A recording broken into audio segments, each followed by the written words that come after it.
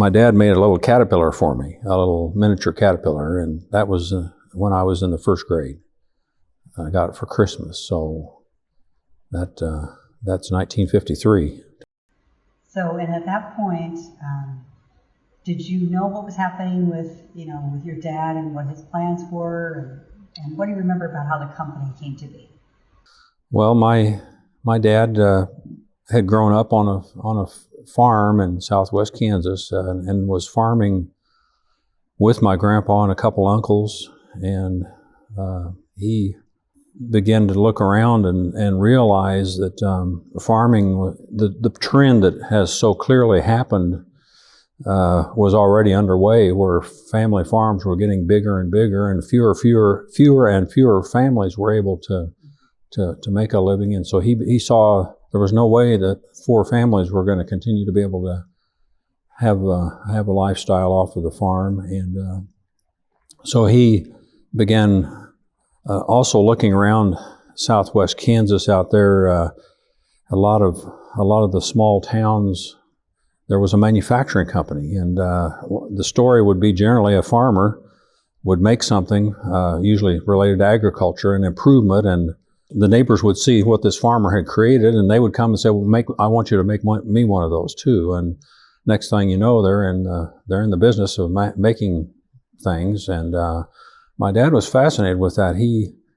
From a farming point of view, he always enjoyed the machinery side of the business more than the animal side. And so my grandpa was more the animal side of things, and my dad loved machinery. And then he began to hone his skills as somebody that could go to a farm shop and actually create things like the little caterpillar. And so that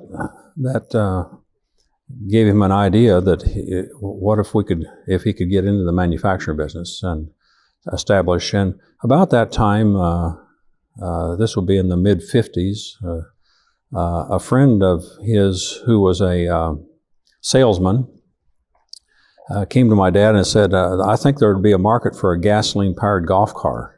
Now, my dad never played golf, never even really cared about the game of golf, but he took that as a challenge to see if he could build a gasoline-powered golf car. Back in those days, a lot of the golf cars that were being used for rental, the batteries just wouldn't hold up even for one round of golf. And so if you were using them in rental, the idea of a gasoline-powered golf car was interesting. And my dad also had ideas about creating something unique in its design. So he used instead of making a boxy little thing, he made a golf car that had nice curves to it. And so the golf car was created, the first one in 1957.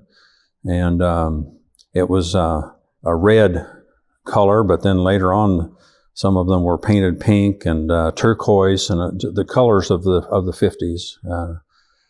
But after the first prototype, and then a couple years of working after hours or moonlighting, he farmed during the day and make golf cars at night.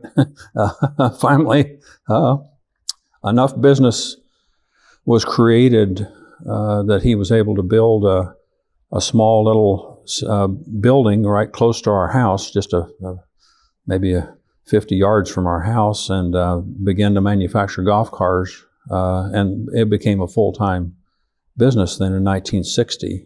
So that was the very beginnings of the company. My mom worked alongside of my dad.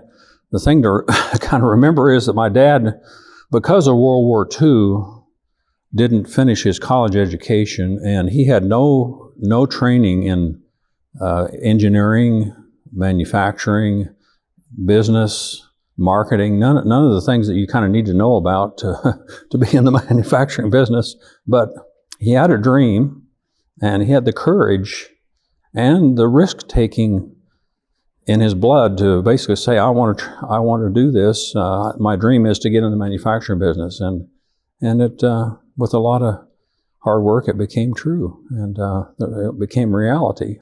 But then after a few years of the golf car business, Dad became interested in a little utility truck. back in those days, there were a couple companies, Cushman being a primary company, that made little trucksters, what they called them, and they were little off-road trucks. The forerunners of today's utility vehicles that are so popular. But Dad went to work, and what he'd learned on the golf cart created another product called the Walker Power Truck. And this was a little off-road truck. So he finally sold the golf cart project to another group of people in Kansas, Salina, Kansas, and took those funds and put them into the truck business, and we started making Walker Power Trucks. And you might ask, well, how many did you make? The golf cart we made, we think, don't have good records, but we think about 1,000 golf cars were made. Even today, if you go on the internet and look up Walker Executive Golf Car, you'll find some collectors and people that still have these and have restored them or preserved them, even a product of 60-some years ago. And same thing for the little truck. Look up Walker Power Truck, and you'll find there are collectors that have them and have restored them back to kind of like when they were new. So along came some people from Casper, Wyoming, through kind of another story, but these were some business people who wanted to invest in a business and bring it into their economy there. And Casper is mainly in a mining and oil economy, and they wanted to diversify it. So they bought the whole company and moved in 1968, moved it up to Casper, Wyoming. And my dad, at that point, had stock in the new reorganized company, but he didn't have control. And so over the next couple of years, under new management, new financing, the company continued to make the little Walker Power Trucks. But by 1970, the company went into bankruptcy, and the whole thing was closed up by the bank. They told my dad, and the next year, there was talk about refinancing and reopening the company, but that never happened. That was the end of it. And my dad, at that point, lost everything. I mean, I remember him saying to me and to others, we lost everything except our family and our faith in God. Everything else was gone. Sorry, I get emotional, but everything else was gone. And he tells the story. He took a job in a construction company just to buy groceries, and during this period, and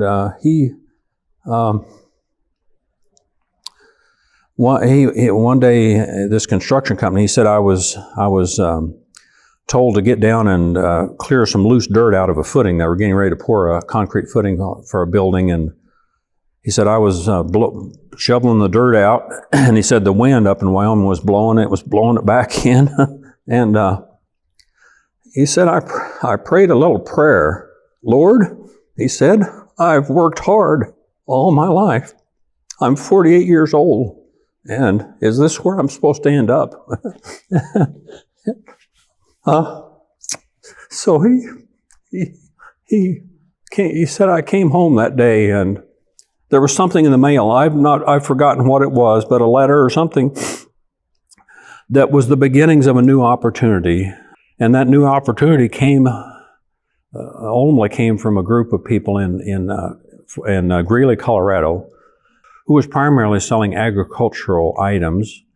And one of the items they were selling was a tractor cab cooler. This company was selling a particular unit that had come from Kansas, but they were having trouble with it. It wasn't working very well. And so the man that my dad knew from Kansas approached him and said to him, would you design an improved version of this tractor cab cooler? Well, my dad went to work on it, and my brother at that time was in his early college years. He took off a semester. Together they created a new unit called, and the company was called Bico, so it was called a Bicool. And my dad took the design rights, and there was a patent involved, and sold all of that whole package then to the people in Greeley, and took the money that they paid him and went and bought his tools back from the bank, which had been locked up by the bank in Casper, and reopened in 1971 and 72 to manufacture tractor cab coolers, something that we was completely off of our radar as far as golf cars and trucks, but now tractor cab coolers. But over the next 11 years, we managed to manufacture 70,000 tractor cab coolers. I'd always dreamed about working with my parents, and it just when I first got out of college, I probably would have gone to work with them right then, but there was nothing to come home to, so to speak, because the company was in the bad time. But by 1975, the other thing that happened is the company had moved to Colorado to be closer to the people in Greeley, Colorado. So we moved to Fort Collins in the fall of '74, and I came out to visit and saw what they were doing, and my wife and I decided to take the risk and make the move, and just to follow a dream that I had always had to be a part of the family business.